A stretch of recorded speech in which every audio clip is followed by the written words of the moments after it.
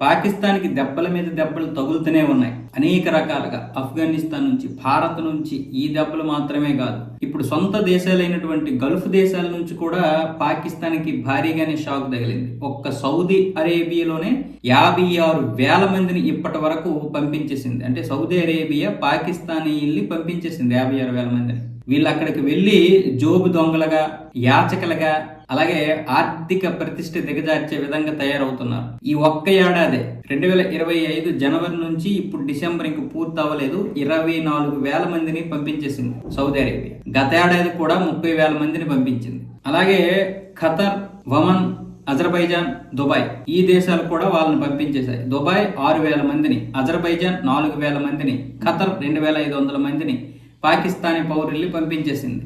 ఇది కాకుండా Saudi Arabia అయితే పూర్తిగా వీసాలు కూడా జారీ చేయడం ఆపేసింది పాకిస్తానీలకి. ఏంటిది, మీ దేశం పరువు ఎలాగో పోయింది పక్కన పెట్టండి, మీకు పరువు గురించి పెద్దగా అవసరం లేదు, కానీ మా దేశంలో పరువు పోతుంది మీ యొక్క పౌరుల వల్ల.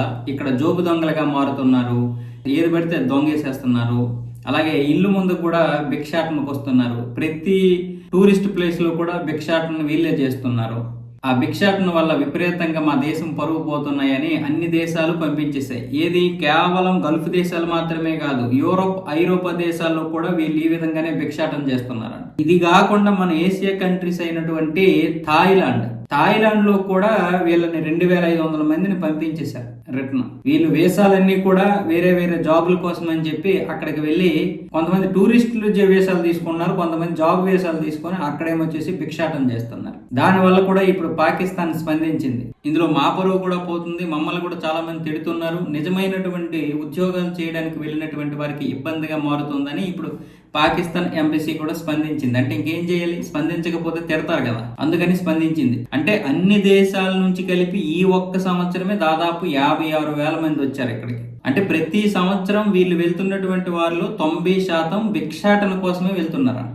ఆ వీసా ఈ వీసా అని చెప్పి కేవలం భిక్షాటనే చేస్తున్నారని ఇప్పుడు అంతర్జాతీయ నివేదికలు కూడా అవే చెబుతున్నాయి.